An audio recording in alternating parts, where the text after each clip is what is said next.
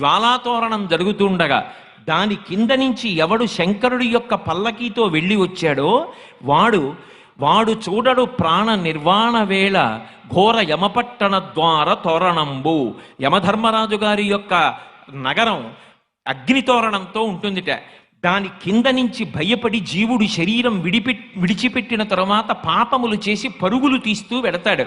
అలా వెళ్ళవలసిన అవసరం లేకుండా కార్తీక పౌర్ణమి నాడు ఎవడు శపథం చేసి స్వార్థంతో కేవలం పాపములు చెయ్యకుండా ఇక పైన 10 మంది గురించి ఆలోచించి సమాజం గురించి ఆలోచించి అందరూ నా అన్నదమ్ములు అక్క చెల్లెళ్ళన్న భావనతో త్రికరణ శుద్ధిగా బ్రతుకుతానని కోరుకుంటాడో అటువంటి వాడి పాపములు తొలగతోసి నేను అండగా ఉండి అక్కడ దూరవలసిన జ్వాలాతోరణానికి బదులుగా ఇక్కడ జ్వాలాతోరణం కింద నేను అండగా ఉండి నిన్ను తీసుకొస్తున్నాను.